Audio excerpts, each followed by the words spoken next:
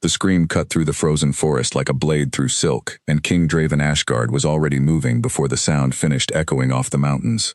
He had been riding the northern border with 3 of his warriors when the wind carried the scent of blood and fear. His horse reared as he pulled hard on the reins, and without waiting for his men, he dropped to the snow and ran toward the sound on foot, his senses sharper than any blade. Draven was not a king who feared anything. In 7 years of rule, he had crushed every rival who dared challenge the borders of his kingdom. His name alone silenced arguments in council rooms and made enemy commanders reconsider their plans, but nothing in his years of battle had prepared him for what he found in the clearing ahead. A woman lay crumpled in the snow, her dark hair spread across the white ground like ink spilled on paper. Her cloak was torn, and dark bruises marked her pale skin. She was not moving. For one terrible moment, Draven thought he had arrived too late. He knelt beside her, pressing 2 fingers to her throat. A pulse, weak, but there. "Report," he said sharply as his warriors caught up, breathing hard from the run. "My king, there are tracks leading east," said Edwin, the youngest of his guards, crouching to examine the snow. "Several sets. They left in a hurry." "Cowards," muttered Lucas, another of his men, scanning the tree line with narrowed eyes. "Whoever did this ran the moment they heard us coming." Draven said nothing. His attention was fixed entirely on the woman in front of him. She could not have been older than 25, with delicate features that even bruised and pale still held a quiet strength. There was something about her scent, faint beneath the blood and cold, that made the wolf inside him go still, in a way it never had before. He had ruled long enough to know an Omega when he sensed one.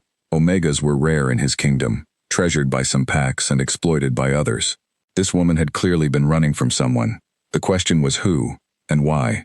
"My king," Edwin said carefully, "we should return to the fortress before the storm worsens. Whatever happened here, this is not the place to solve it." Draven looked toward the darkening sky.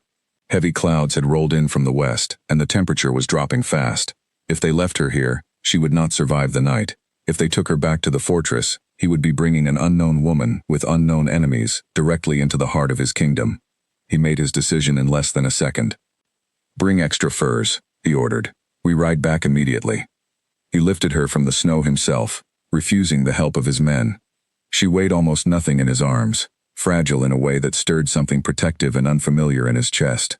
As he mounted his horse and settled her against him, wrapping his own cloak around her small frame, he noticed her fingers curl weakly into the fabric of his shirt, as if some instinct in her, even unconscious, recognized safety. The ride back to Ashgard Fortress took nearly 2 hours. The wind howled around them, and snow began to fall in thick sheets, but Draven did not slow his pace. His warriors struggled to keep up, exchanging worried glances behind his back. None of them had ever seen their king behave this way. Draven Ashgard did not rescue strangers. He did not carry wounded women through storms with his own hands. Something had shifted, though none of them understood what. When they finally reached the fortress gates, the guards on duty froze at the sight of their king riding in with an unconscious woman cradled against him. Word spread through the courtyard in whispers before Draven had even dismounted. "Clear the east wing," Draven commanded as he strode through the gates, still carrying her. "I want her placed in the chamber beside mine. Send for the healer immediately."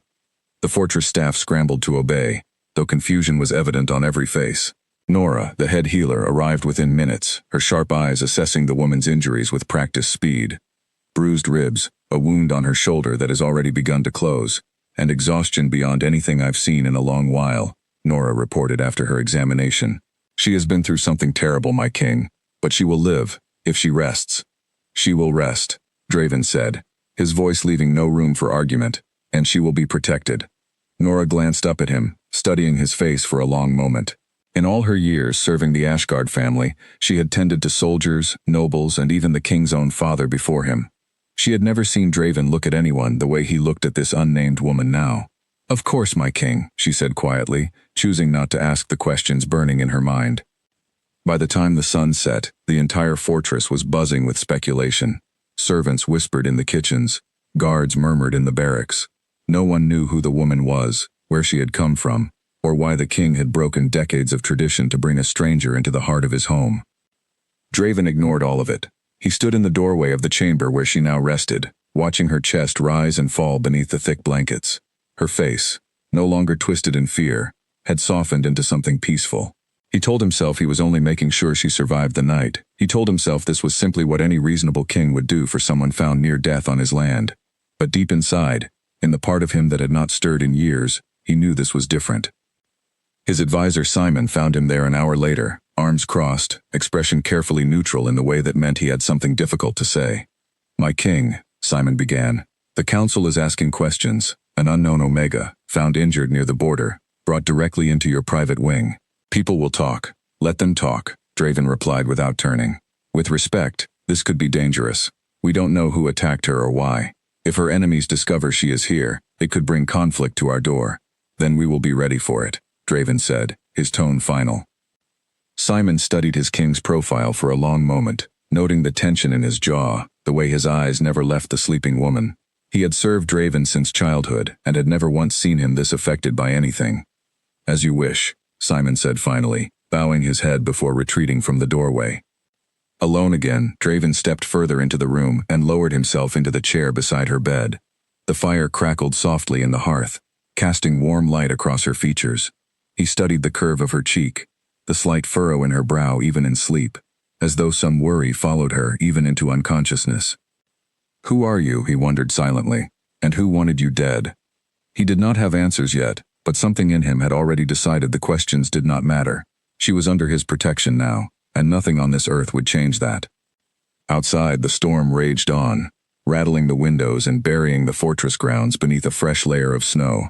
Somewhere beyond the mountains, in the direction the tracks in the clearing had led, someone was likely searching for her, furious that their prey had escaped. Draven did not know yet how deep this trouble ran. He did not know that the woman sleeping before him carried secrets that could shake the foundations of 3 kingdoms, or that the man who had hurt her was not finished, not by a long distance. All he knew, sitting in that quiet room while the fire burned low, was that something inside him had shifted the moment he found her in the snow, and there was no undoing it now. He reached out, hesitating only a moment, and gently brushed a strand of dark hair from her face. Her skin was warm now, no longer touched by the cold that had nearly claimed her. "You're safe here," he murmured, more to himself than to her, since she could not hear him. "No one will touch you again, I swear it."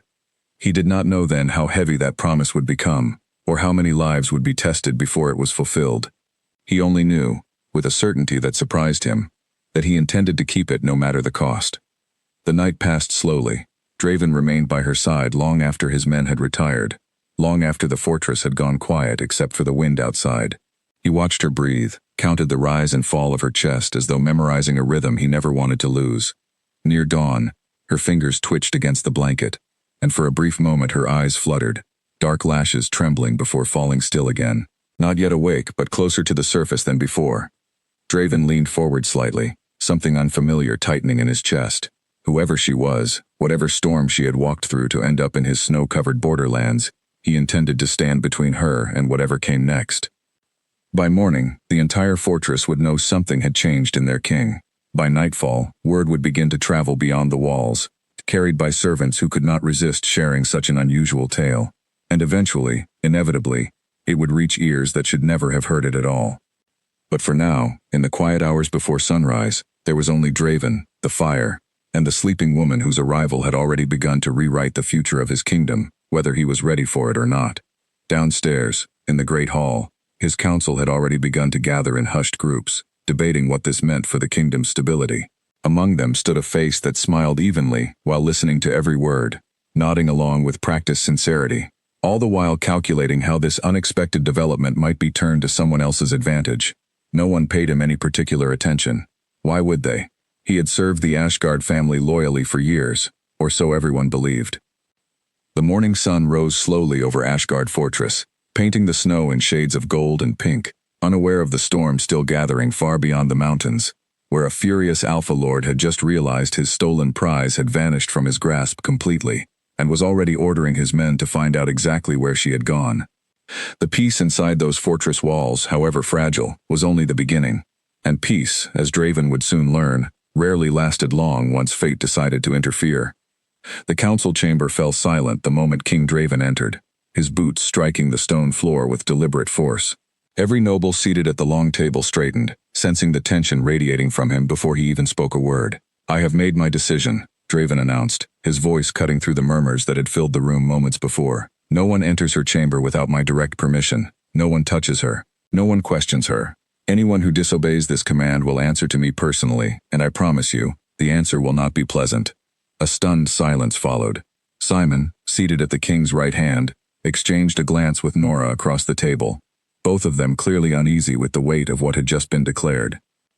"My king," ventured Councilman Peter, an older noble who had served 3 generations of the Ashgard bloodline, "such a command is unprecedented. We don't even know this woman's name, let alone her intentions. To place the entire kingdom under such strict order for a stranger seems, if I may say, reckless." Draven's gaze turned sharp, and Peter shifted uncomfortably in his seat. "She was found beaten and left for dead on our land," Draven said evenly.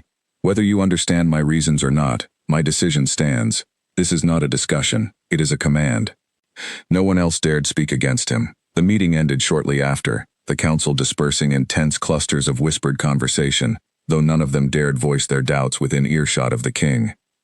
Word of the decree spread through Ashgard Fortress faster than the earlier rumors had. By midday, every servant, guard, and noble within the walls understood the boundaries that had been drawn. The mysterious woman in the East Wing was untouchable, protected by a command so severe that even seasoned warriors felt a chill discussing it. In the kitchens, a young maid named Clara whispered to her friend Alice while kneading dough for the evening meal. "Have you seen her yet, the woman the king brought in?" "No one has," Alice replied, glancing nervously toward the doorway. "Only the healer and the king himself are allowed near her chambers. My cousin works in the East Wing, and says even he isn't permitted past the outer hallway." "Do you think she's his mate?" Clara asked, lowering her voice further. "I don't know what to think," Alice admitted. "But I've never seen the king behave this way about anyone, not since his father passed." Their conversation was cut short by the arrival of the head steward, who ordered them back to their duties with a stern look, though even he could not hide the curiosity in his own expression. Meanwhile, in the East Wing, Ren remained unconscious, drifting between fractured dreams and moments of near awareness. Images flickered through her mind, disjointed and frightening. Cold hands, a locked room, the sound of her own voice pleading with someone who refused to listen. And then, more recently, the sensation of falling, of running through snow until her legs gave out beneath her. Nora checked on her regularly throughout the day, changing bandages and monitoring her fever, which had finally begun to break by late afternoon. Draven visited 3 times before sundown, each time standing silently near the door as though afraid that getting too close might somehow disturb her fragile recovery. "Her body is healing well," Nora told him during his 3rd visit, folding fresh linens as she spoke. "The wound on her shoulder is closing faster than I expected. Whoever she is, she has strength in her, my king, more than most people carry." "When will she wake?" Draven asked, his eyes fixed on the still form beneath the blankets. "It's difficult to say. Perhaps tonight, perhaps tomorrow. The body decides these things in its own time, not ours." Draven nodded once, then fell quiet again, watching the gentle rise and fall of her breathing as though it were the only thing anchoring him to the present moment. By nightfall, restlessness had settled over the fortress. Guards patrolled the walls with heightened alertness, sensing their king's unusual tension even without understanding its cause. In the barracks, soldiers speculated in low voices about the possibility of enemies tracking the woman to their doorstep, a theory none of them could confirm, but all of them quietly feared. It was well past midnight when Ren finally began to stir. Draven had returned to her chamber for what he told himself would be one final check before retiring, though he suspected even then that he had no intention of leaving her alone through the night.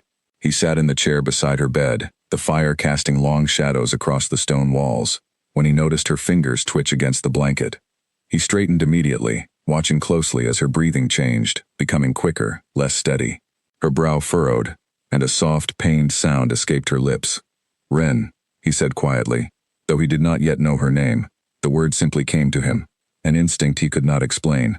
"You're safe." Her eyes opened slowly, unfocused at first, adjusting to the dim firelight.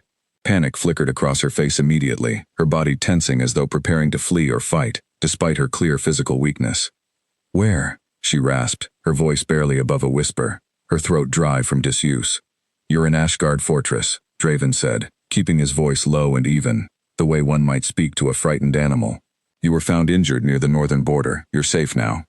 Her wide eyes darted around the unfamiliar room, taking in the stone walls, the heavy furs, the flickering fire, before finally settling on the man seated beside her bed. Even in her weakened state, she recognized power when she saw it. The way he held himself, the sharp intensity in his gaze, told her immediately that this was no ordinary rescuer. "Who are you?" she managed, her voice trembling slightly. Draven Ashgard, he replied simply. King of this land. Her breath caught, and for a moment, fear overtook her features entirely. Kings were dangerous. Kings had their own agendas, their own reasons for keeping people close. She had learned that lesson too painfully to forget it now. I mean you no harm, Draven added quickly, noticing the shift in her expression. You were attacked. My men found you in the snow. I brought you here to recover. Ren studied him carefully, searching his face for any sign of deception, any hint of the cruelty she had come to expect from powerful men. She found none, though that did little to ease the tight knot of fear still lodged in her chest. How long have I been here? She asked. 1 full day, Draven answered. You've been unconscious since we found you. She tried to sit up, wincing immediately as pain shot through her ribs and shoulder. Draven moved instinctively to help her, but she flinched away from his outstretched hand, her body reacting before her mind could catch up. He withdrew immediately, understanding the reaction all too well, though it still stung in a way he had not anticipated. I won't touch you unless you ask me to, he said quietly. You have my word. Something in his tone, steady and sincere, seemed to reach her through the haze of fear and confusion. She studied him a moment longer before slowly, carefully, easing herself back against the pillows, allowing herself a brief reprieve from the pain. Thank you, she whispered, for finding me. You don't need to thank me, Draven replied. You needed help. I gave it. That's all. But even as he said the words, he knew they weren't entirely true. There was more to his actions than simple duty, though he wasn't yet ready to examine those feelings too closely, especially not in front of a woman who clearly did not trust easily. Ren's gaze drifted toward the window, where moonlight spilled faintly through the gap in the curtains. Her expression grew distant, haunted by memories she clearly did not wish to share. Is there someone I should send for? Draven asked carefully. Family? A pack you belong to? Her body went rigid at the question, and for a long moment she said nothing at all, her jaw tightening as though holding back words that threatened to spill out against her will. No, she finally said, her voice quiet but firm. There's no one. Draven did not press further, though the answer troubled him more than he let on. A woman running alone through dangerous territory, attacked and left for dead, with no family to speak of and clear reluctance to share her past, was not a simple mystery. Whoever had hurt her was still out there, and Draven had every intention of finding out who. But not tonight. Tonight she needed rest, not interrogation. You should sleep, he said gently, rising from his chair. Nora will check on you again in the morning. If you need anything before then, call for the guard outside your door. He will fetch me immediately. Ren watched him move toward the door, an unfamiliar tightness forming in her chest at the thought of being left alone in this unfamiliar place. Despite everything, despite every instinct telling her to trust no one, something about this man's presence made the fear inside her quiet, if only slightly. Wait, she said softly, before he could leave. Draven turned back immediately. Will you stay? She asked, her voice barely audible, embarrassment coloring her cheeks even as she asked. Just until I fall asleep. For a moment, Draven said nothing, surprised by the request, though he recovered quickly, settling back into the chair beside her bed without hesitation. Of course, he said simply. Ren closed her eyes, her breathing gradually evening out as exhaustion pulled her back toward sleep. Draven remained still, watching over her long after her breathing deepened into the steady rhythm of true rest, his mind turning over every unanswered question with growing unease. Whoever had hurt her would eventually come looking, of that he had no doubt, and when they did, they would find themselves facing a king who had already sworn, silently and completely, that nothing would ever touch her again. Outside the fortress walls, far beyond the mountains, a rider pushed his horse through the darkness at a punishing pace, carrying urgent news to a man whose fury upon hearing it would soon set in motion events that no one inside Ashgard Fortress could yet imagine. Morning light filtered through the curtains when Ren woke again, this time with a clearer mind and steadier breath. The pain in her ribs had dulled to a manageable ache, and for the first time since her escape she felt something close to safety settle over her, though the feeling remained fragile, easily shaken. Nora arrived shortly after sunrise, carrying a tray of warm broth and fresh bread, her expression kind but professional, as she checked the wound on Ren's shoulder. You're healing remarkably well, Nora said, gently pressing a fresh bandage into place. Whoever taught your body to fight this hard for survival did you a great service. Ren managed a small, tired smile. I've had practice surviving. Nora glanced up at her, curiosity evident in her eyes, though she chose not to press for details. Eat something, You'll need your strength. Ren ate slowly, savoring the warmth of the broth after what felt like an eternity of cold and hunger. As she ate, her mind wandered back to the events that had led her here, memories she had spent the last day trying desperately to keep buried. She had been running for nearly 2 weeks before the attack in the clearing, fleeing from a life she never wanted, from a man who believed she belonged to him simply because his father and hers had signed an agreement years before either of them had any say in the matter. Cale Draugoth. Just thinking his name sent a shiver down her spine. He was the son of a powerful Alpha Lord from the Eastern Territories, a man who had inherited not only his father's title, but also his father's cruelty. From the moment their arranged mating had been announced, Ren had known she could not go through with it. Cale saw Omegas as possessions, tools to secure power and bloodlines, nothing more. She had seen exactly what happened to women who displeased him, and she refused to become one of them. So she had run, slipping away from her family estate in the dead of night, traveling alone through unfamiliar territory, with nothing but a small bag of supplies and a desperate hope that distance might somehow keep her safe. It hadn't been enough. Cale's men had found her trail eventually, ambushing her just as she thought she had finally put enough distance between herself and her past. She remembered fighting, remembered running until her lungs burned and her legs gave out, and then nothing until she woke here, in this fortress, under the protection of a king she had never heard of before yesterday. A knock at the door pulled her from her thoughts. Draven entered a moment later, his expression composed but his eyes sharp with concern as he took in her improved condition. "You look stronger today," he said, remaining near the doorway as though giving her space. "I feel stronger," Ren admitted. "Thank you again, for everything." Draven moved closer, taking the same chair he had occupied the night before. "I don't wish to push you before you're ready, but I need to understand what happened to you.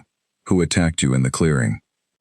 Ren's hands tightened around the edge of her blanket, her earlier calm replaced by tension. She had known this conversation would come eventually, but that didn't make it easier to begin. "His name is Cale Draugoth," she said finally, her voice quiet but steady. "He's the son of an Alpha Lord from the Eastern Territories. Our families arranged a mating between us when I was still a child. I never agreed to it, not truly, but no one asked my opinion." Draven's expression darkened, though he remained silent, allowing her to continue. "I ran 3 weeks ago, the night before the mating ceremony was supposed to take place. I thought if I could get far enough away, disappear somewhere no one would think to look, I could build a life of my own. But Cale doesn't let go of things he considers his property. He sent trackers after me. They found me 2 days ago, near your border." "And the injuries?" Draven asked, though he suspected he already understood. "They wanted to bring me back alive," Ren said, her voice hollow. "Cale doesn't care if I'm broken when I return, only that I return. I fought back as much as I could, but there were too many of them. I ran until I couldn't anymore, and then I don't remember what happened after that." Draven's jaw tightened, a cold fury building beneath his controlled exterior. He had dealt with men like Cale before, Alpha Lords who believed Omegas existed purely to serve their ambitions, who saw cruelty as simply another tool of leadership. The thought of anyone treating Ren this way ignited something dangerous inside him. "He will not have you," Draven said, his voice low but absolute. "Not while you remain under my protection." Ren looked up at him, searching his face for any sign of hollow promises, the kind powerful men often made without meaning to keep them. But his expression held nothing but unwavering resolve. "You don't know him," she said quietly. "He won't simply let this go. If he learns I'm here, he'll come himself, or send enough men to overwhelm any defense." "Let him come," Draven replied without hesitation. "My kingdom has stood against far greater threats than one arrogant Alpha Lord and his temper." Despite the fear still lingering in her chest, Ren felt something unfamiliar stir within her at his words, a fragile thread of hope she hadn't allowed herself to feel in a very long time. "Why are you doing this?" she asked suddenly. "You don't know me. I'm a stranger who appeared in your territory covered in someone else's cruelty. Most kings would have simply reported the incident and moved on. Why involve yourself so deeply?" Draven considered the question carefully before answering, aware that his response carried weight he wasn't entirely ready to acknowledge, even to himself. "When I found you in that clearing," he said slowly, "something changed in me. I can't explain it fully, not yet, but I know I couldn't simply walk away and pretend I hadn't seen what was done to you. My conscience wouldn't allow it, and neither would something else, something deeper than duty." Ren studied him, uncertain how to respond to such an admission, especially from a man whose reputation, she was quickly learning, suggested anything but sentimentality. Their conversation was interrupted by a sharp knock at the door. Simon entered without waiting for permission, his expression tense. "My king, forgive the intrusion, but there's news from the border. A rider arrived this morning claiming to represent Lord Cale Draugoth. He requests an audience with you immediately." The room fell silent, the weight of the announcement settling heavily over both Draven and Ren. She paled visibly, her hands trembling slightly against the blanket. "He's found me already," she whispered. Draven rose immediately, his expression hardening into the cold, commanding presence his enemies had learned to fear. "Stay here," he told Ren firmly. "You are safe within these walls. I will handle this myself." "Draven," she said, using his name for the first time, the word feeling strange yet somehow natural on her tongue. "Please, be careful. You don't understand what he's capable of." "Neither does he understand what I'm capable of," Draven replied, his tone carrying a quiet, dangerous confidence. "And he's about to learn." He left the chamber with Simon close behind, his mind already calculating the best way to handle whatever demands the Eastern envoy carried with him. As they walked briskly through the fortress corridors, Simon spoke in a low voice. "My king, if this rider truly represents Lord Draugoth, this could escalate quickly. The Eastern territories are not without power. A conflict with them could draw other kingdoms into the dispute."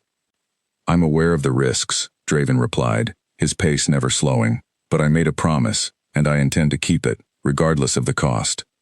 They reached the main hall where the visiting rider waited, flanked by 2 guards who watched him with wary attention. The man was tall, dressed in the dark colors of the Eastern territories, his expression carrying an air of arrogant confidence that immediately set Draven's teeth on edge. "King Ashgard," the rider said, bowing with exaggerated politeness. "I bring a message from Lord Cale Draugoth." "Then deliver it," Draven said flatly, taking his seat at the head of the hall, his posture radiating authority. "Lord Draugoth believes a woman belonging to his household has taken refuge within your territory," the rider continued. "An Omega named Ren promised to him through a binding agreement between their families. He requests her immediate return, along with assurances that no harm has come to her while under your protection." Draven's expression remained impassive, though his grip tightened almost imperceptibly against the armrest of his chair. "I'm afraid your lord is mistaken," Draven said evenly. "I have no knowledge of any woman matching that description within my territory." The rider's eyes narrowed slightly, his composed expression flickering with something sharper. "My king, forgive my doubt, but reports have reached us suggesting otherwise. Reliable reports." "Then your reports are wrong," Draven said, his voice carrying an edge of finality that left no room for argument. "You may return to your lord and inform him that his search would be better directed elsewhere." Tension crackled through the hall as the rider studied Draven's face, clearly searching for any crack in his composure. He found none. "Lord Draugoth will not be pleased with this answer," the rider said finally. "Then he can bring his displeasure here himself," Draven replied coldly. "Perhaps we will have a more productive conversation." The rider bowed stiffly before departing, though the tension in the room did not ease even after he had gone. Simon approached Draven's side, his expression grim. "That will not be the end of it," Simon said quietly. "No," Draven agreed, his gaze fixed on the doorway through which the rider had exited. "It won't be. But we will be ready when he returns." Far above them, in the east wing, Ren stood by her window, watching the rider depart the fortress grounds, her heart pounding with a mixture of fear and something else entirely new. A fragile, dangerous hope that perhaps, for the first time in her life, someone truly intended to fight for her freedom, instead of taking it away. Days passed, and with them came a fragile rhythm inside Ashgard Fortress. Ren grew stronger with each sunrise, her wounds closing steadily under Nora's careful attention. She began to walk the halls under guard, learning the shape of her new surroundings, though the shadow of Cale's messenger never fully left her thoughts.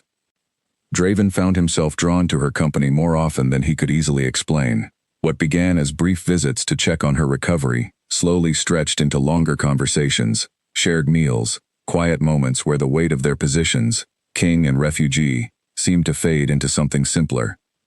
"You've never told me your full name," Ren said one afternoon, as they walked slowly along the fortress's eastern terrace, the winter sun casting pale light across the frozen gardens below.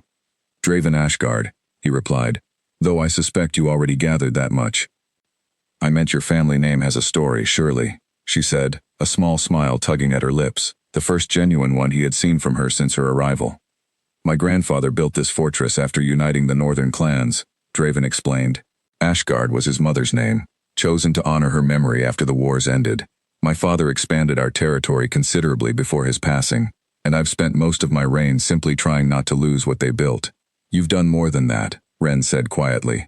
Your people speak of you with genuine respect, not fear alone. That's rare among rulers as powerful as you. Draven glanced at her, surprised by the observation. You've been listening to the servants. I've been listening to everyone, she admitted. It's a habit I've never managed to break. Information is often the only protection someone like me has ever had. Her words carried a weight that made Draven pause, understanding more clearly than before just how deeply her past had shaped her instincts. Every conversation, every observation, was survival to her, a skill honed through years of navigating a world that offered her little safety. You won't need that kind of protection here, he said gently. Old habits are difficult to unlearn, Ren replied, though something in her tone suggested she wanted to believe him, even if she couldn't fully allow herself to yet. They continued walking in comfortable silence for a while, the crisp winter air sharp against their faces. Draven found himself studying her more closely than he intended, noticing the way her expression softened when she thought no one was watching, the quiet strength beneath her cautious demeanor.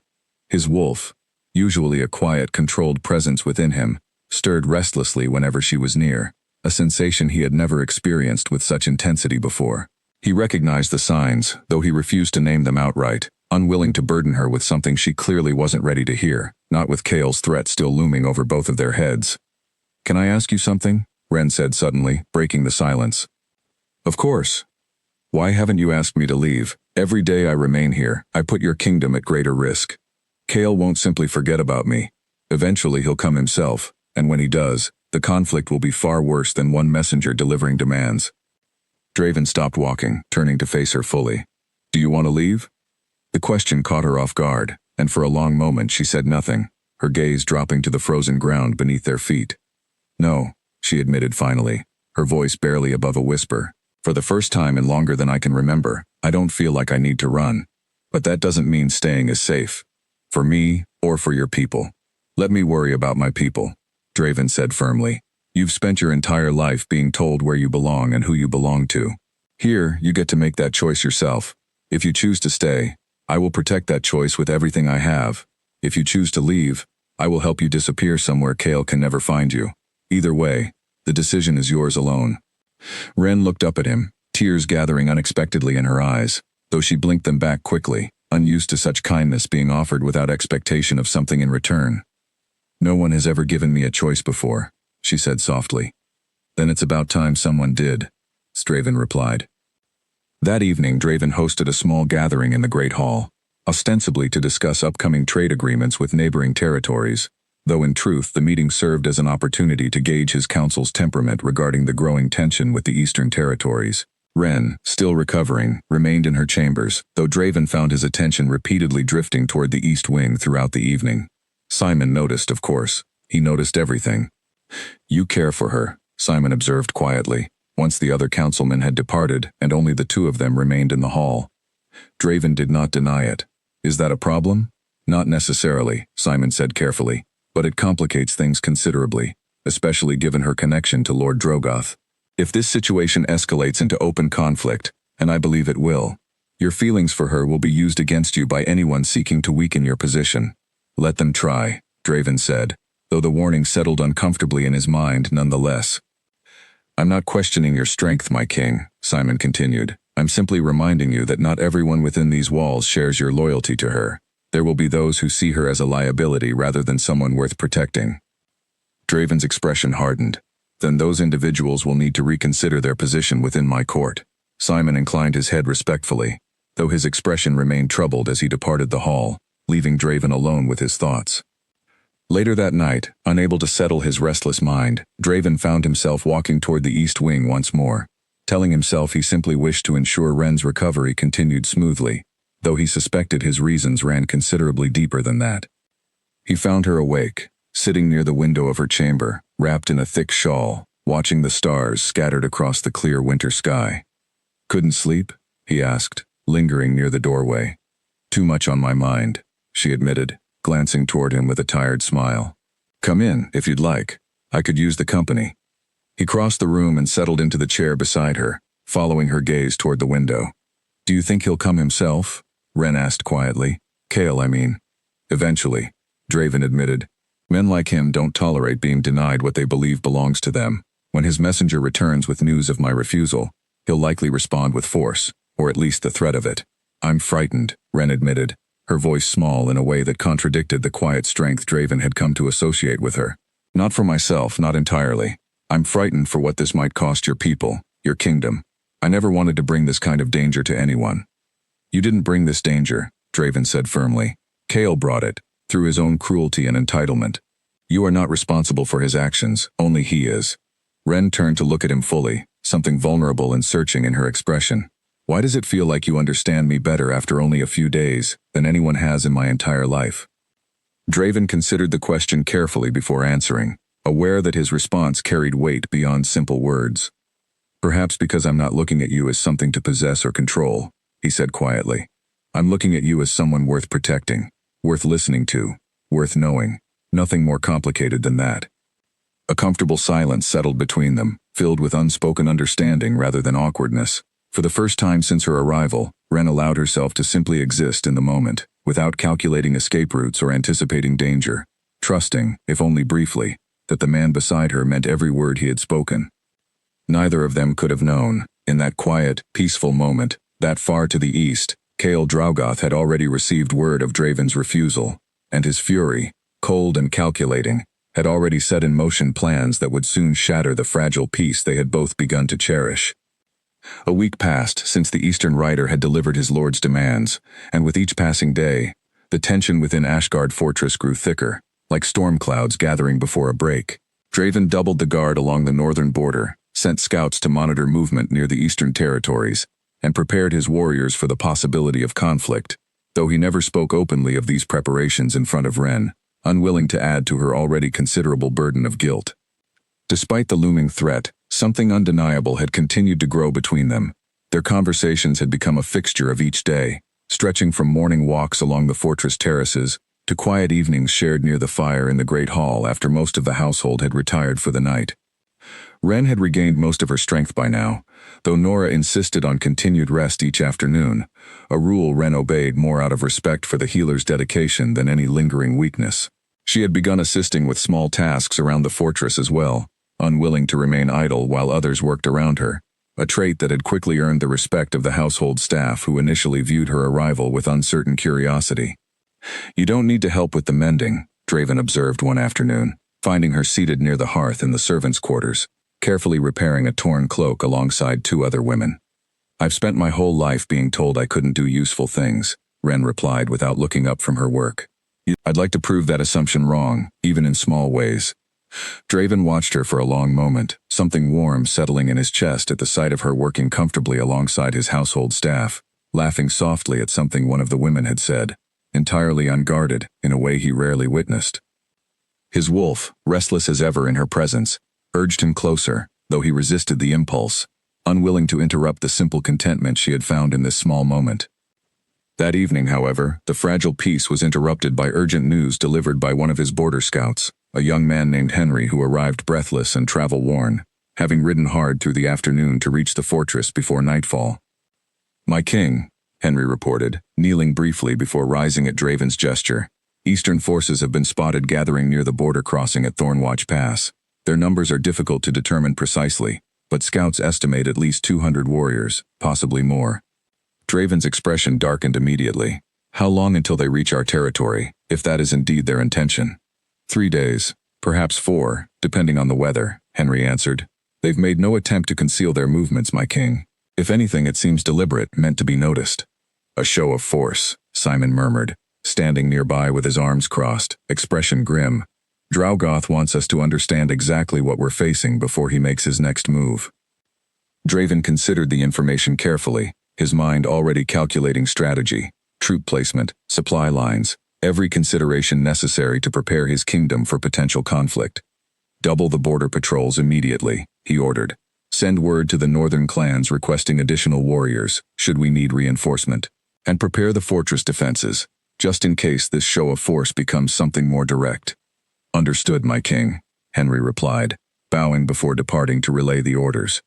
Once the hall had cleared, Simon remained behind, his expression troubled. This changes things considerably. If Drogoth truly intends war over one woman, however important she may be to him, the cost to both kingdoms could be devastating. I'm aware of the stakes, Draven said quietly. Are you certain protecting her is worth such a price?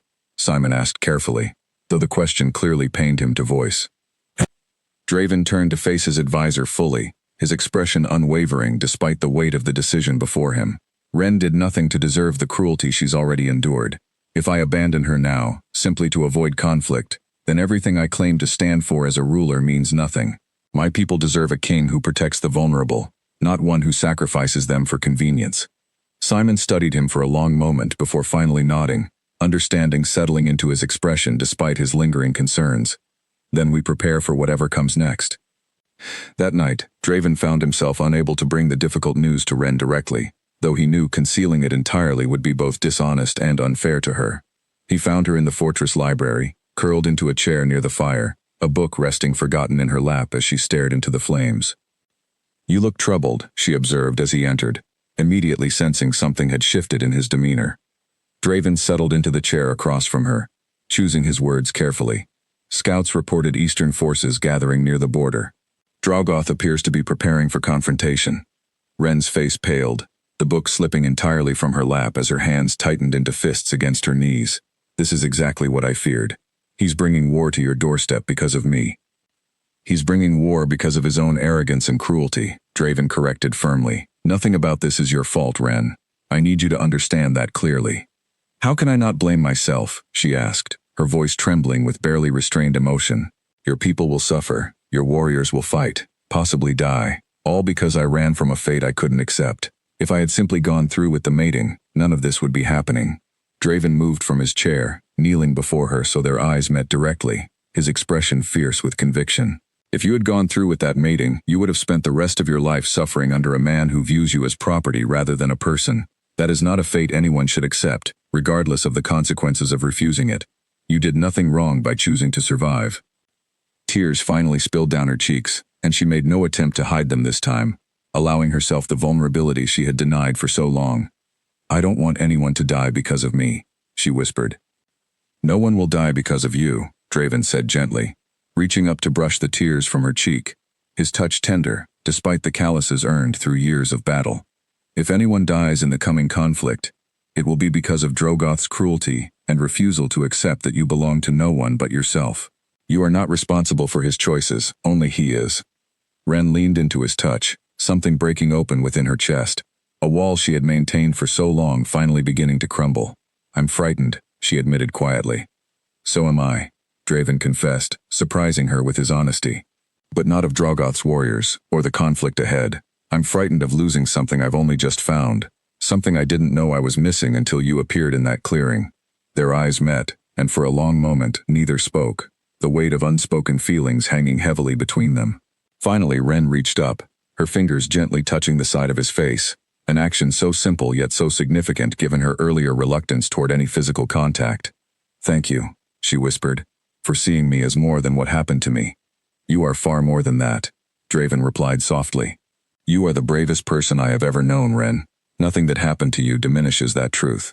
They remained together by the fire long into the night, speaking softly of hopes neither had dared voice before, of a future that suddenly seemed possible, despite the danger gathering just beyond their borders. Whatever came next, whatever conflict Drogoth's arrogance might bring upon them, something had solidified between them that night, a bond neither intended to break, regardless of the cost required to protect it. Outside the fortress walls, snow continued to fall silently across the northern territories, unaware of the storm of an entirely different nature steadily approaching from the east, carried forward by the unrelenting fury of a man who refused to accept that his stolen prize had finally found somewhere, and someone, worth staying for. 3 days after Henry's warning, a second messenger arrived at Ashgard Fortress, though this one carried himself with far less courtesy than the first. He rode through the gates flanked by 10 armed warriors, all bearing the dark crest of the eastern territories, their presence alone a clear statement of intent. Draven met them in the courtyard rather than the great hall, unwilling to grant them the formality of an official audience given their aggressive approach. State your business, Draven commanded, his warriors positioned strategically around the courtyard, ready to respond to any hostile movement. The messenger, an older man with cold eyes and a permanent sneer, dismounted slowly, clearly unbothered by the tension surrounding him. Lord Drogoth grows impatient, King Ashgard. He knows the Omega Ren remains within your walls.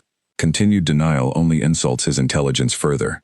Then perhaps your lord should reconsider his approach, Draven replied evenly, rather than sending armed men to intimidate a sovereign kingdom.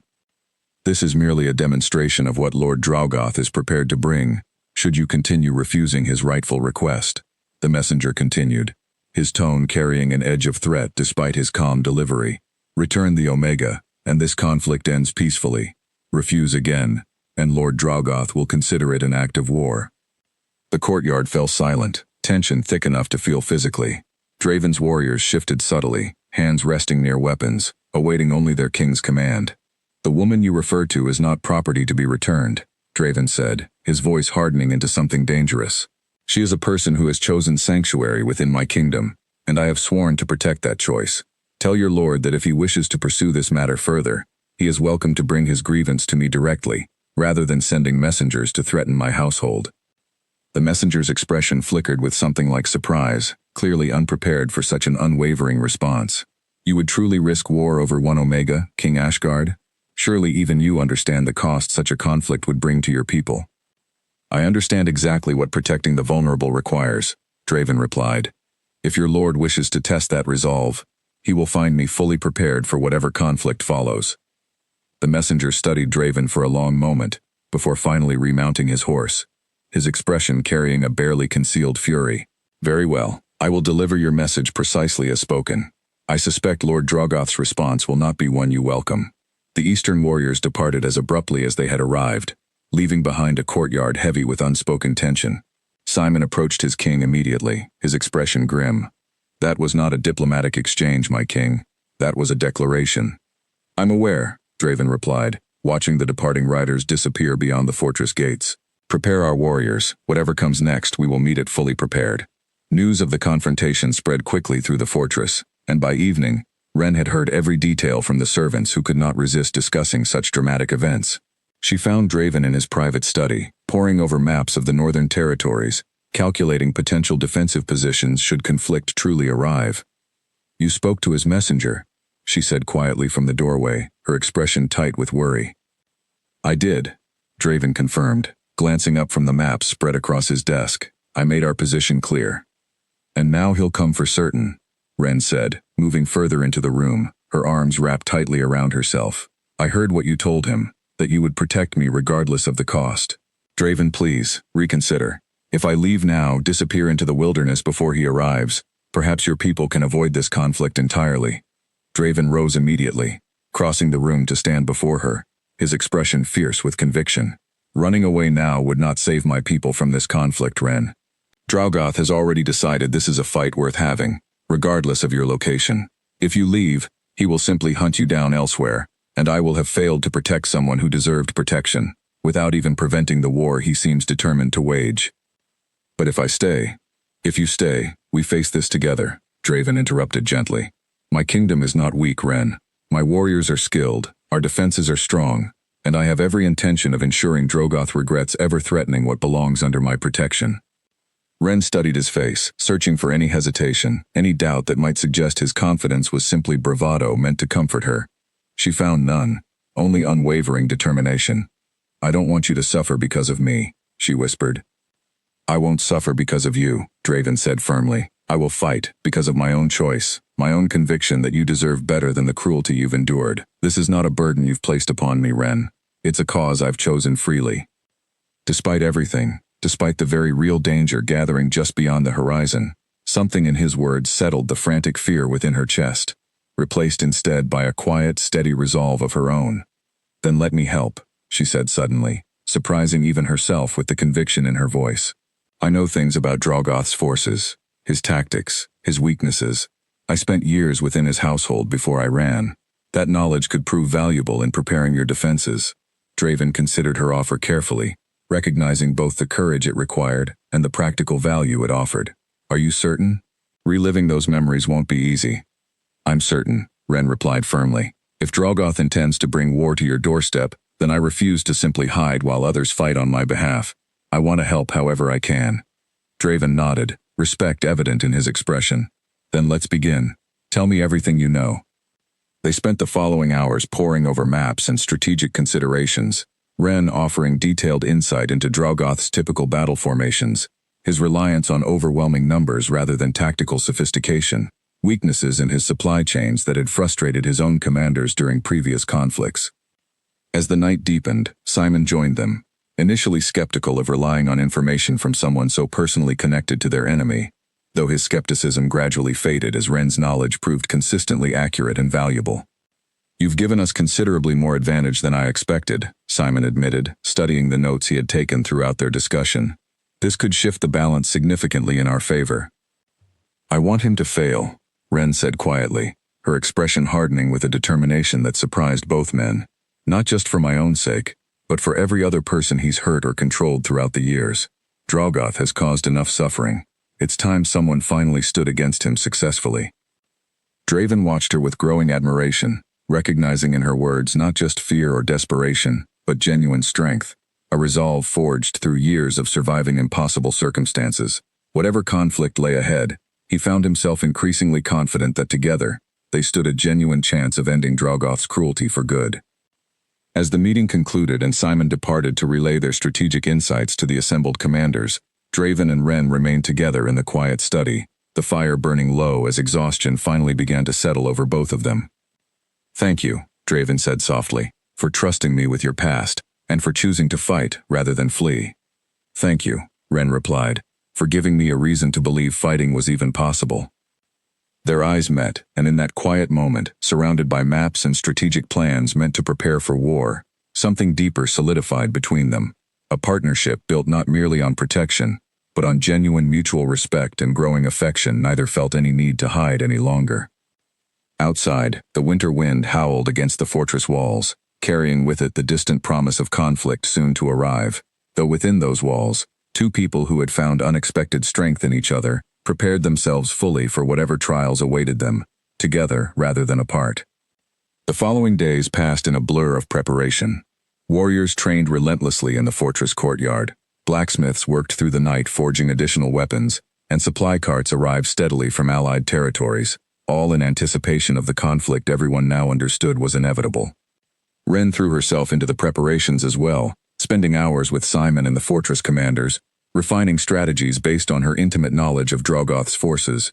Her contributions had earned her considerable respect among the warriors, many of whom had initially viewed her presence with suspicion, but now recognized the value of her insight. Draven watched her transformation with quiet pride, noting how the frightened, wounded woman he had carried from the snow had grown into someone fierce and determined, unafraid to stand against the very forces that had once controlled her entirely. Yet despite the growing preparations, an unsettling feeling had begun to nag at Draven, a sense that something within his own walls was not quite right. Reports of minor supply discrepancies had reached him twice in the past week, small enough to dismiss individually, but together forming a pattern that troubled him deeply. "Something feels wrong," he confided to Simon one evening, as they reviewed the latest defensive arrangements. "Supplies meant for the eastern watchtowers arrived short twice this month. It could be simple error, but given the timing, I'm inclined to suspect otherwise." Simon's expression grew thoughtful. "You suspect someone within our own walls is providing information to Drogoth's forces?" "I suspect it's possible," Draven admitted. "I want you to quietly investigate. Discreetly, Simon. If there is a traitor among us, I don't want them alerted before we're certain of their identity." Simon nodded gravely, understanding the weight of the task before him. "I'll begin immediately, my king.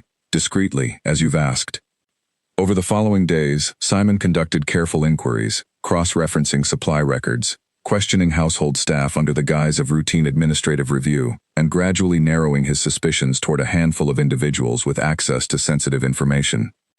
Meanwhile, Ren had grown increasingly restless within the fortress walls, her natural instinct toward vigilance never fully quieted, despite the relative safety she had found. One evening, while returning from the training grounds where she had been observing archery practice, she noticed something peculiar, a servant she did not recognize slipping quietly toward the fortress's eastern gate, glancing nervously over his shoulder as though checking for observers.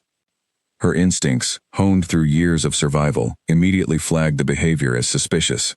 Rather than confronting the man directly, she followed at a discreet distance, staying carefully out of sight as he made his way toward a small storage building near the outer wall. rarely used given its distance from the main fortress structures. Through a gap in the wooden slats, Ren watched as the servant met briefly with another figure, someone dressed in dark traveling clothes who had clearly not entered through the main gate. Their conversation was too quiet to overhear clearly, but she caught fragments, enough to understand that information was being exchanged, likely regarding the fortress's defensive preparations. Her heart pounding, Ren carefully retreated from her hiding spot, hurrying back toward the main fortress to find Draven immediately. She found him in his study, still reviewing reports with Simon, and burst through the door with an urgency that immediately drew both men's attention. "There's a traitor," she said breathlessly. "I saw a servant meeting with someone near the eastern storage building, someone who clearly didn't enter through the main gate. They were exchanging information." Draven rose immediately, his expression sharpening with alarm. "Did you see who the servant was?" "I didn't recognize him clearly enough to be certain," Ren admitted, "but I can lead you to where the meeting took place. Perhaps there's evidence remaining." Simon and Draven exchanged a quick glance before both moved toward the door, Ren leading them swiftly through the fortress corridors and out into the darkening courtyard, toward the storage building she had observed. By the time they arrived, the meeting had clearly ended, the storage building empty and silent. However, a careful search revealed a small scrap of parchment tucked behind a loose board, apparently dropped in haste, containing hurried notes about supply routes and guard rotations, information that could prove devastating if it reached Drogoth's forces. "This confirms our suspicions," Simon said grimly, examining the parchment carefully. "Someone within our walls has been feeding information to the enemy. We need to identify who," Draven said, his voice hard with barely restrained anger. "Immediately." The investigation intensified over the following day, Simon working tirelessly alongside the fortress guards to identify the servant Ren had witnessed. By evening, their efforts bore fruit when a stable hand named Arthur was identified matching the description Ren had provided, his behavior increasingly nervous under questioning. Arthur was brought before Draven in the Great Hall, his composure crumbling almost immediately under the weight of the king's furious gaze. "You've been providing information to Lord Drogoth's forces," Draven stated, his voice deceptively calm despite the fury simmering beneath the surface. "I want to know why, and I want to know everything you've already shared." Arthur, trembling visibly, confessed quickly, revealing that Drogoth's agents had approached him weeks earlier, threatening his family who remained within the eastern territories unless he cooperated with their demands for information. "They said they would hurt my sister if I refused," Arthur admitted, tears streaming down his face. "I never wanted to betray you, my king, but I couldn't risk her safety."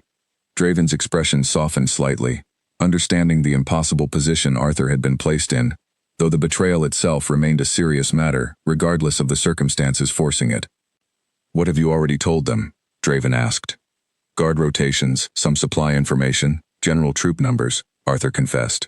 "Nothing regarding specific battle strategies, my king. I tried to limit what I shared, but I couldn't refuse entirely."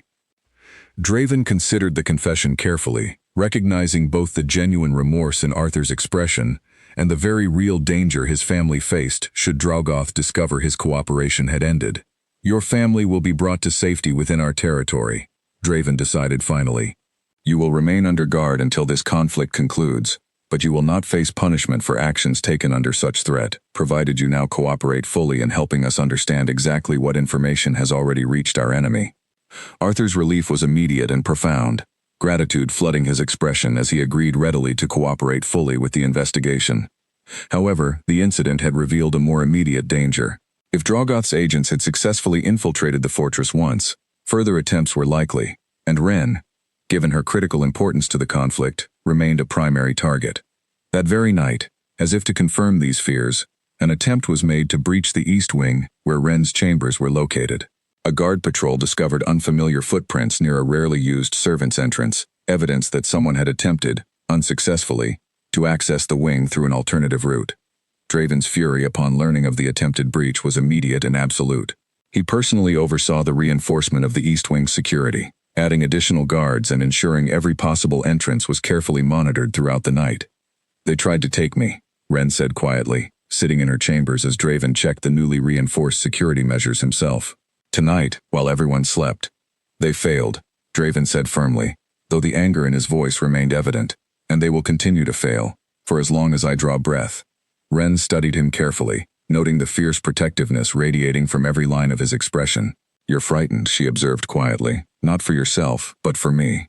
"Terrified," Draven admitted, surprising her with his honesty. The thought of losing you, Ren, after everything we've built together these past weeks, it's unbearable to consider. Ren rose from her seat, closing the distance between them until she stood directly before him, her hand reaching up to rest against his chest, feeling the steady, powerful beat of his heart beneath her palm.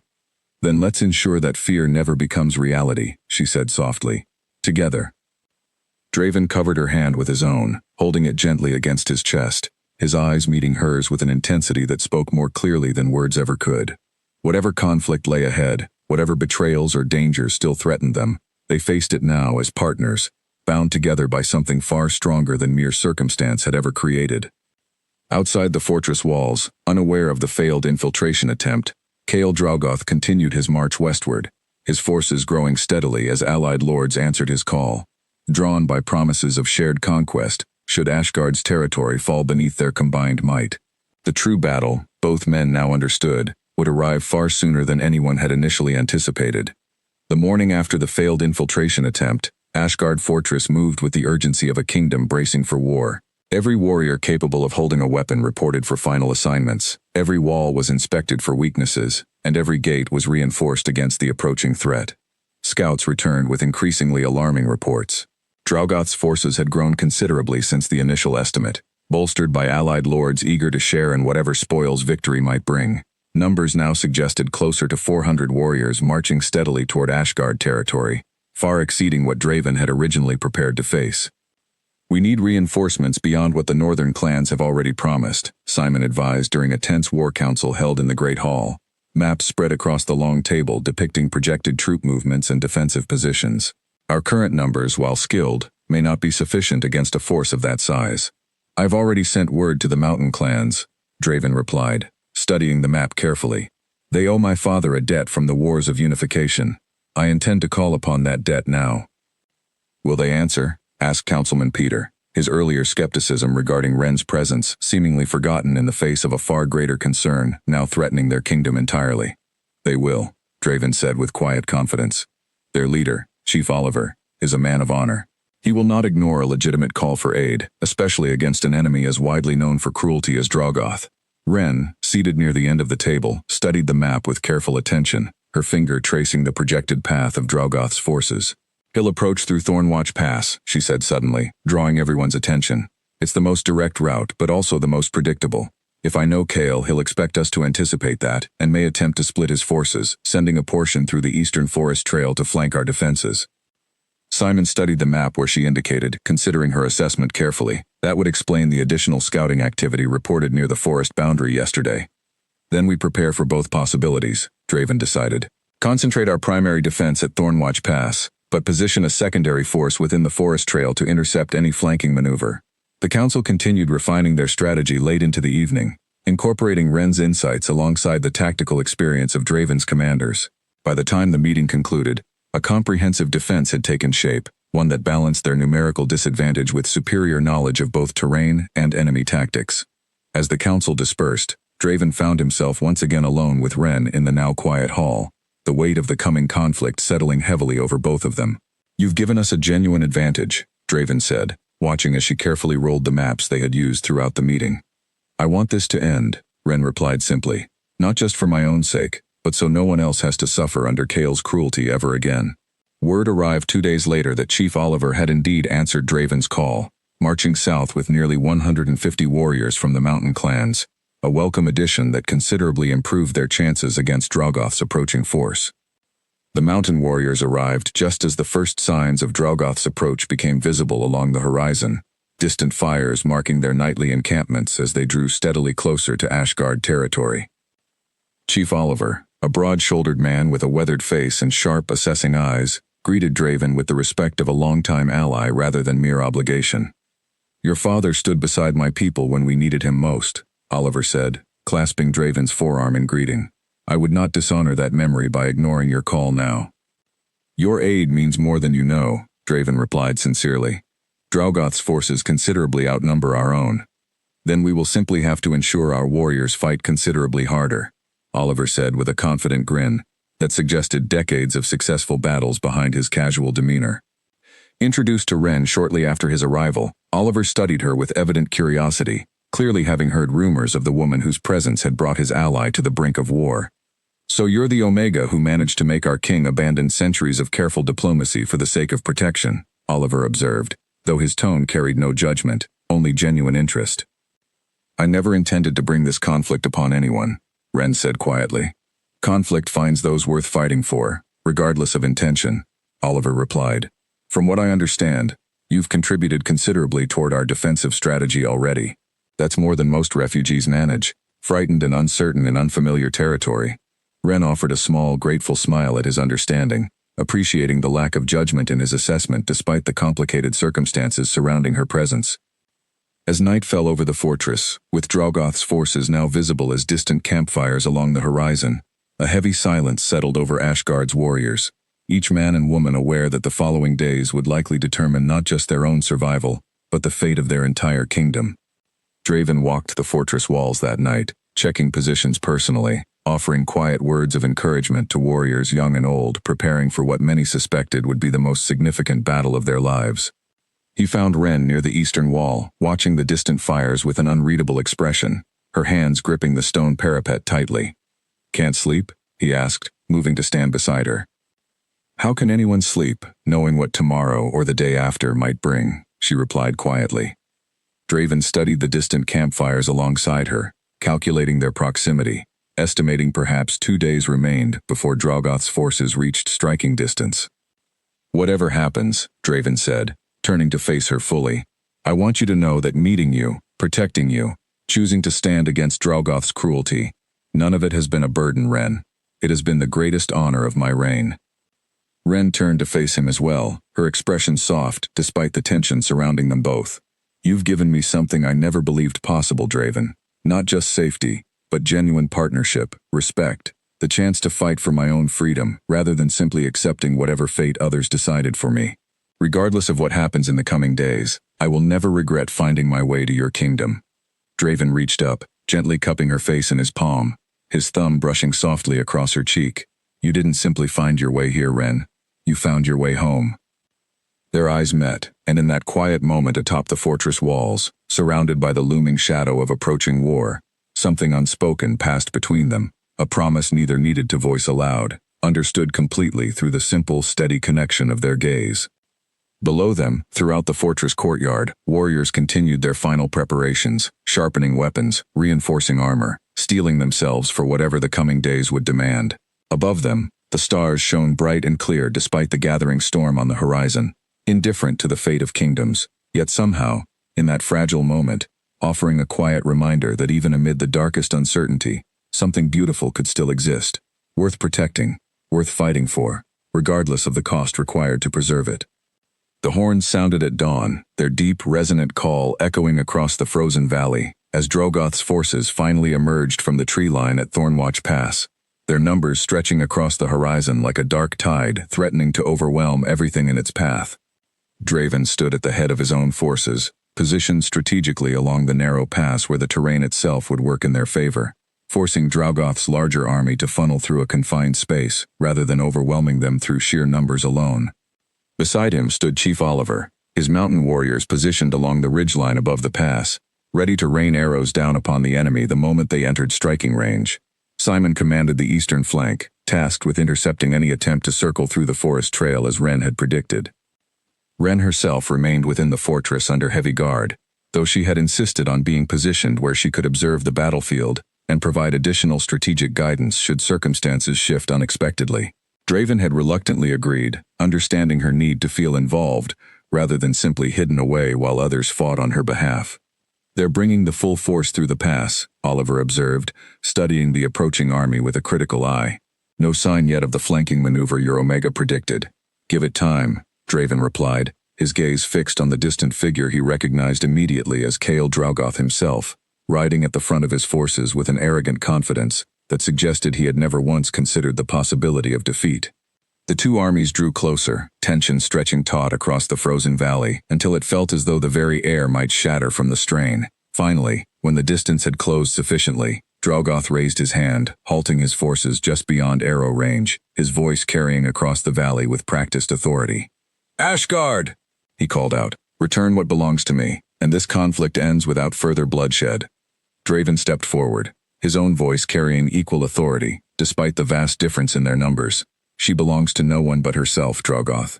If you wish to claim otherwise, you'll have to go through every warrior standing beside me first. Drogoth's expression darkened with fury, his patience clearly exhausted after weeks of frustrated pursuit. Then let this valley remember the price of your defiance. With that declaration, he signaled his forces forward, and the pass erupted into chaos as both armies collided with tremendous force. Draven fought at the front lines, his skill honed through years of battle evident in every calculated movement, cutting through enemy warriors with a combination of raw strength and tactical precision that had earned his fearsome reputation throughout the northern territories. Beside him, his own warriors fought with fierce determination, bolstered by the knowledge that they defended not just their kingdom, but a cause they had come to believe in deeply. Above the pass, Oliver's archers unleashed devastating volleys into Drogoth's advancing ranks, thinning their numbers considerably, before the enemy forces even reached the main battle line.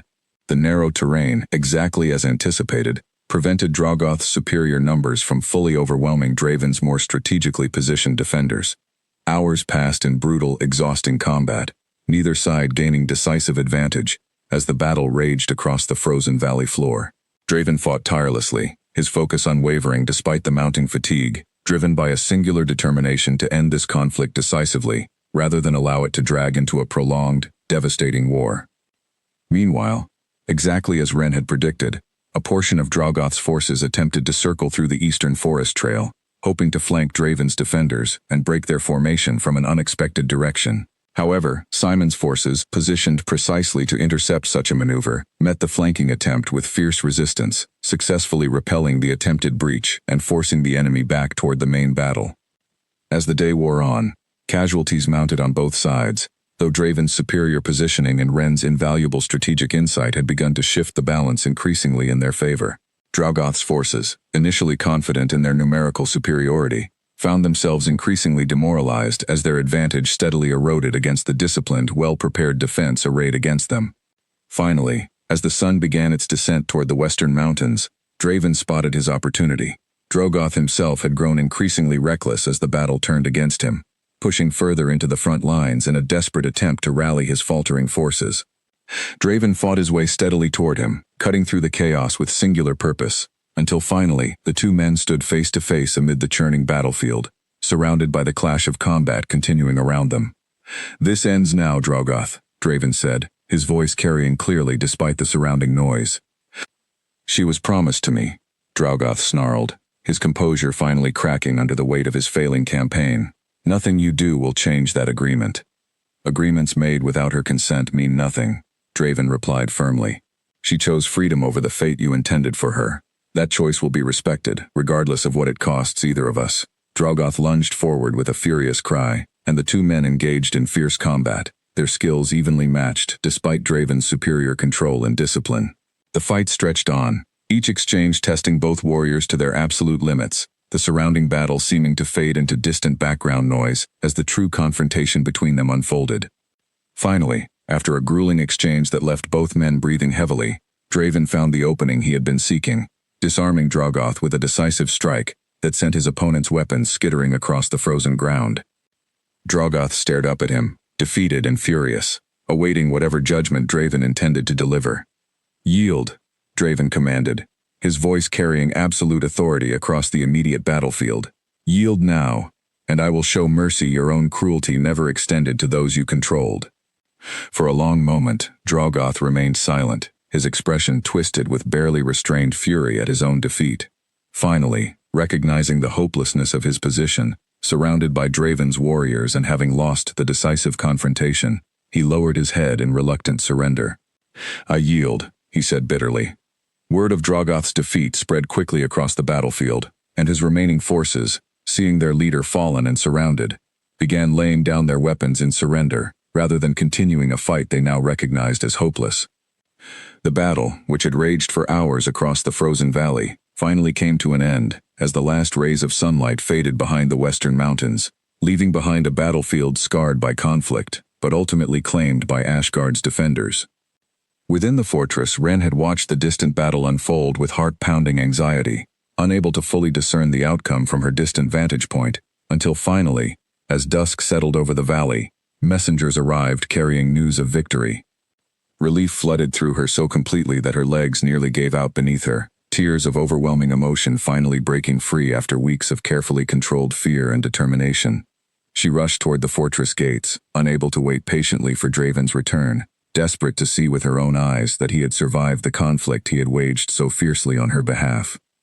When she finally spotted him among the returning warriors, exhausted but very much alive, walking through the fortress gates with the weight of victory evident in his bearing despite obvious fatigue, she ran toward him without hesitation, throwing herself into his arms the moment he was within reach.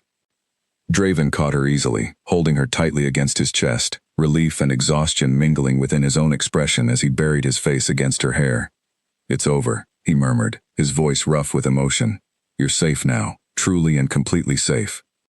"You came back to me," Ren whispered against his chest, tears still streaming freely down her face. "I was so frightened I might lose you."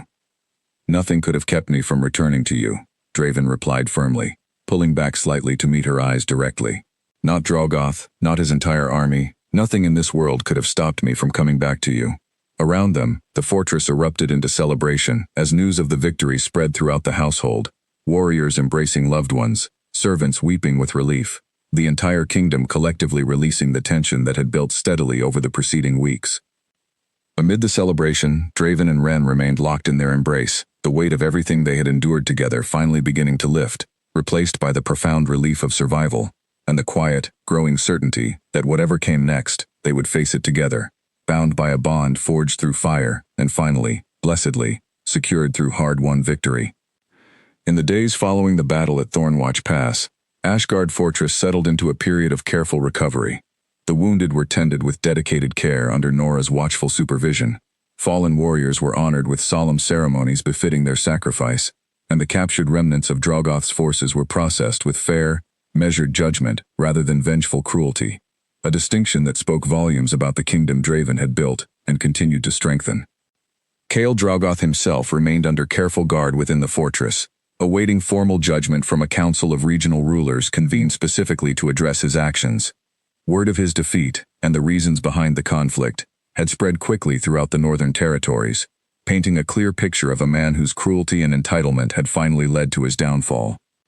Draven addressed the convened council personally, presenting evidence of Drogoth's treatment of those under his control, testimony from Ren regarding her experiences, and clear documentation of his aggressive military actions against a sovereign kingdom that had done nothing beyond offering protection to someone seeking sanctuary. The council's judgment came swiftly and decisively. Drogoth was stripped of his title and lands, his territories placed under careful oversight to ensure fair treatment of those who had suffered under his rule, while he himself was exiled to a distant, isolated region, forbidden from ever again holding position of authority over others. "Justice rather than vengeance," Draven explained to Ren as they walked together through the fortress gardens, the first genuine warmth of early spring beginning to melt the last remnants of winter snow. "He will never again have power to hurt anyone as he hurt you." "It's more mercy than I expected," Ren admitted, though relief was evident in her expression regardless. "More mercy than he ever showed anyone under his control." "Mercy tempered with accountability," Draven replied. "He will spend the remainder of his life reflecting on the consequences of his cruelty, without ever again holding the power to inflict it upon others." As spring gradually transformed the northern landscape, life within Ashgard Fortress settled into a new, peaceful rhythm. Ren had fully integrated into the kingdom's daily life, her contributions during the conflict earning her genuine respect throughout the household and beyond, no longer viewed simply as a refugee under the king's protection, but as a valued member of the community she had chosen to call home. Her relationship with Draven had deepened considerably as well, the fierce protectiveness that had first brought them together evolving into something far more profound, a partnership built on mutual respect, shared purpose, and a love that had been tested thoroughly through fire, and emerged stronger for the trial. One evening, as the fortress prepared for the traditional spring celebration marking the end of winter's harsh grip on the northern territories, Draven found Ren in the garden where they had first walked together following her recovery, the same location where their careful, tentative friendship had first begun to blossom into something deeper. "Do you remember this place?" he asked, joining her beside the same stone bench where they had once discussed the possibility of her choosing to stay. "Of course," Ren replied with a soft smile. "This is where you told me the choice was mine alone to make, for the first time in my entire life. And what choice would you make now? Draven asked, something in his tone causing her to look at him more closely, noticing the slight nervousness beneath his usually composed demeanor. Before she could question him further, Draven knelt before her, producing a simple but beautifully crafted ring, fashioned from northern silver and set with a single deep blue stone that seemed to capture the very essence of winter's clear night sky. "Ren," he said, his voice steady, despite the emotion evident beneath his words, "from the moment I found you in that clearing, something within me recognized what I hadn't yet allowed myself to fully understand.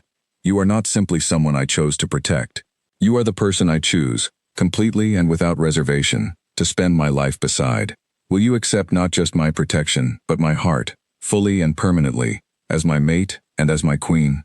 Tears gathered in Ren's eyes, though these carried none of the fear or pain that had once accompanied her tears so frequently. Instead, overwhelming joy and profound gratitude flooded through her as she looked down at the man kneeling before her, a king who had never once demanded anything from her beyond her own free choice. "Yes," she said, her voice thick with emotion. "Yes, completely, and without reservation, I choose you, Draven, now and always." He rose immediately, gathering her into his arms as their lips met in a kiss that sealed the promise they had both made, a bond forged through hardship and secured through unwavering commitment, free from the possession and control that had once threatened to define her entire existence. Their engagement was announced formally the following week, met with genuine celebration throughout the kingdom, the people of Ashgard having witnessed firsthand the courage and strength Ren had demonstrated throughout the conflict, embracing her not merely as their king's chosen mate, but as a leader worthy of their respect and loyalty in her own right. The wedding ceremony, held several months later as summer settled warmly over the northern territories, brought together representatives from across the allied kingdoms, including Chief Oliver and his mountain warriors, honored guests celebrating the union of two people whose bond had been tested through fire and emerged unbreakable. As Draven and Ren exchanged their final vows before the assembled crowd, sealing their partnership not just as king and queen, but as true mates bound by choice rather than obligation, the kingdom of Ashgard celebrated the beginning of a new era, one defined not by conquest or fear, but by genuine partnership, mutual respect, and the profound understanding that true strength came not from domination, but from choosing to protect and cherish those deserving of such devotion. In the years that followed, Queen Ren became known throughout the northern territories not merely as the Omega once hunted by a cruel Alpha Lord, but as a wise and compassionate leader in her own right, working alongside her husband to ensure that no Omega within their kingdom would ever again face the kind of control and cruelty she had once endured. Together they established protections and rights previously unheard of throughout the region, transforming Ashgard into a kingdom renowned not just for its strength in battle, but for its unwavering commitment to justice and genuine partnership between mates. The story of the Alpha King's deadly command, the fierce protection he had sworn over a sleeping, wounded stranger found in the snow, became legend throughout the northern territories, told and retold as a testament to the idea that true power lay not in possession or control, but in the courage to protect, to choose, and ultimately, to love without condition or expectation. And within the walls of Ashgard Fortress, where their story had first begun on that cold winter night, Draven and Ren continued to build a life together, their partnership growing stronger with each passing year, a living testament to the promise made so long ago beside a fire, when a king who had never before shown such vulnerability had whispered a vow that would ultimately reshape both of their lives and the kingdom they now ruled together, completely and forever.